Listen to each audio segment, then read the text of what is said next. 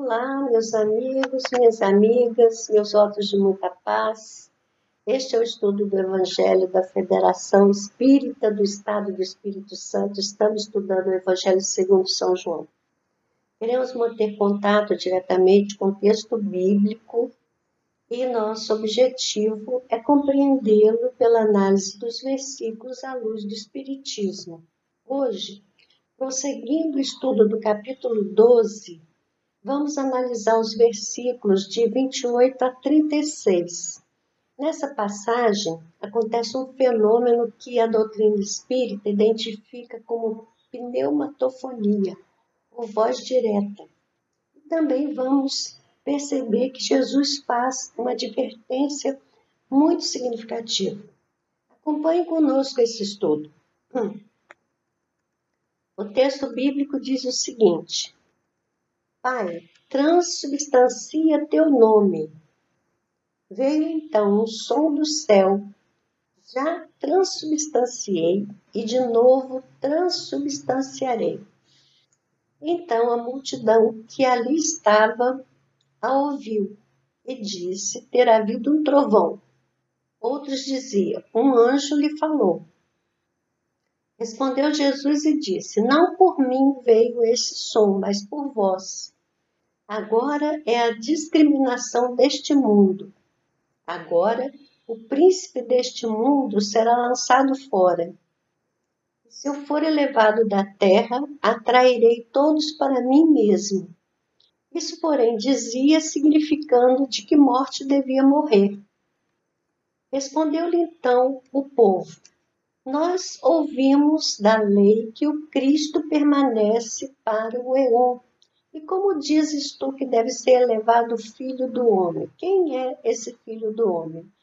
Disse-lhes então Jesus, ainda por breve tempo a luz está entre vós. Andai enquanto tendes luz, para que a treva não vos apanhe. Pois quem anda em treva não vê onde vai. Enquanto tendes luz, sede fiéis à luz, para que vos torneis filhos da luz. Jesus disse estas coisas e indo ocultou-se deles. Então, essa passagem é a continuação do diálogo de Jesus com os gregos. A gente observa que os gregos, eles conversam com Jesus e eles revelam não conhecer a expressão filho do homem, que era uma expressão comum para os judeus. Então, o diálogo é de Jesus com os gregos, mas estavam também os discípulos, estavam também ali outras pessoas do povo. E, provavelmente, esse episódio aconteceu exatamente no ano 33, em Jerusalém, nas vésperas daquela Páscoa em que Jesus foi crucificado. E os gregos procuraram Jesus por terem ouvido os comentários sobre os fenômenos que Jesus produzia, inclusive o mais ostensivo, a ressurreição de Lázaro, que se espalhou, essa notícia se espalhou. Então, no diálogo com os gregos, Jesus fala sobre o futuro da sua doutrina, dizendo que, ao ser elevado, ele vai atrair todos a ele. Exatamente porque o fenômeno da crucificação foi um fenômeno muito impactante e, mais ainda, a ressurreição de Jesus, quer dizer, o fato dele se apresentar vivo depois dos episódios da cruz. Então, esses fenômenos que acabaram por gerar a possibilidade da continuidade da divulgação do Evangelho de Jesus. Quando os gregos falam que o Cristo permaneceria para todo o eon, eon é uma palavra que significa eternidade, um grande período de tempo. Então, eles tinham conhecimento das profecias antigas, que em Isaías, no capítulo 9, versículo 7, está dito que o reino do Messias não teria fim. Eles tinham conhecimento de alguma coisa das tradições do judaísmo, mas eles foram atrás de Jesus querendo esclarecimento sobre a boa nova que Jesus trazia. E o fenômeno que se ouviu foi um fenômeno que o Espiritismo identifica como voz direta, mas nem todos ouviram da mesma forma. Alguns ouviram só um ruído que acharam que foi um trovão. Outros conseguiram perceber nitidamente que havia uma fala e disseram que um anjo falou com eles. E Jesus esclareceu que o fenômeno aconteceu por causa deles e não por causa de Jesus. É mais uma ocorrência para a convicção daquelas pessoas de que Jesus era o Messias. Então, os livros que nos ensinam sobre o Espiritismo, notadamente o livro dos Médiuns, no capítulo 12, vai falar sobre esse fenômeno. Os sons chamados de pneumatofônicos, eles se produzem de duas maneiras. Às vezes é uma voz interior que repercute no foro íntimo, nada tendo, porém, de material as palavras, conquanto sejam claramente perceptíveis. Outras vezes são exteriores e nitidamente articuladas, como se proviesse de uma pessoa que nos estivesse ao lado. De um modo ou de outro, o fenômeno da pneumatofonia é quase sempre espontâneo e só muito raramente pode ser provocado. Então, Emmanuel, no livro da Esperança, no capítulo 67, ele vai comentar o versículo 35, que é exatamente o versículo que vai nos trazer a advertência séria de Jesus, que nós precisamos considerar. Andar enquanto tendes luz. E Emmanuel comenta assim: chamado a prestar contas do seu mandato terreno, o espírito se apercebe da continuidade da tarefa interrompida, mas sempre retomada. Ele vê, sente que apanhou de passagem o pensamento dos que o precederam, entra de novo na liça, amadurecido pela experiência, para avançar mais. Hoje é o tema fundamental nas proposições do tempo. Ontem, retaguarda, amanhã, porvir. Hoje, no entanto, é a oportunidade adequada a corrigir falhas havidas e executar o serviço à frente.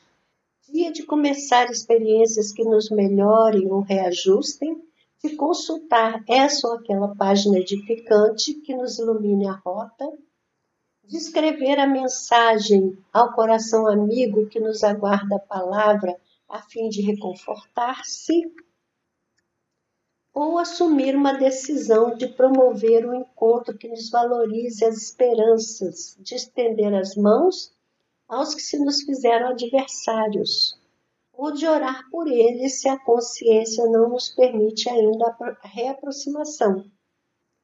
Quantas mágoas se convertem em crimes por não havermos dado um minuto de amor para extinguir o braseiro do ódio?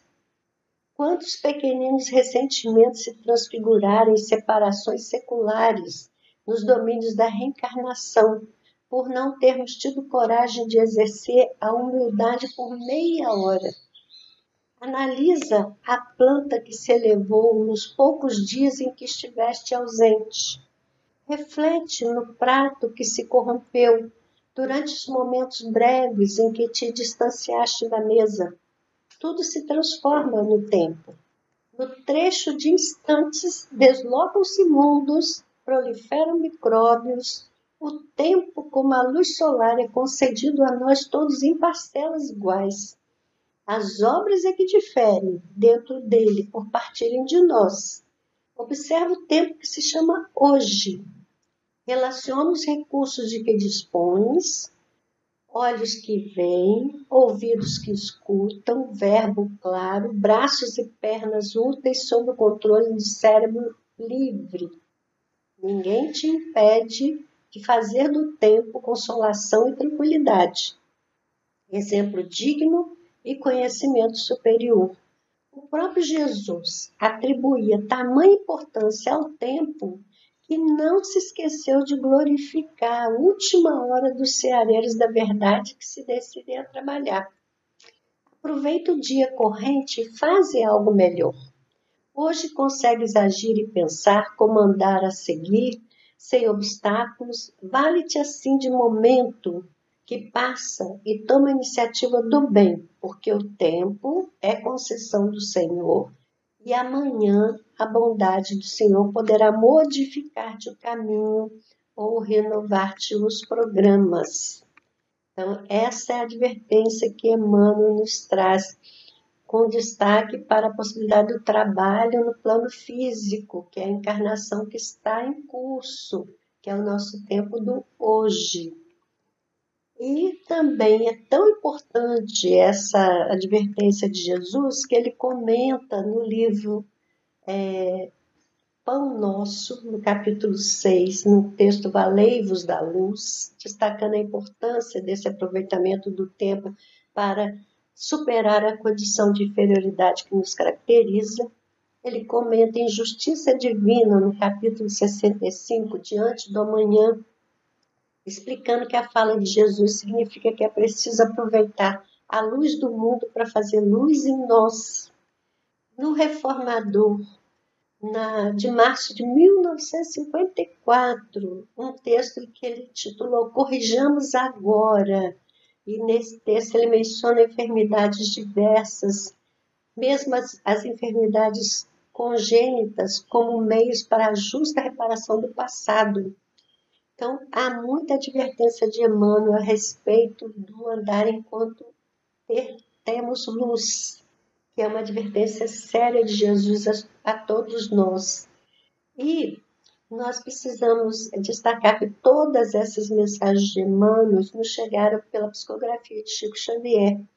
Agora, pela psicografia do Divaldo, também contamos com Amélia Rodrigues, que comenta esse ensino no livro Pelos Caminhos de Jesus, na lição 2, e também comenta em Primícias do Reino, na lição 20. Vejam como os mentores enfatizaram essa advertência do tempo.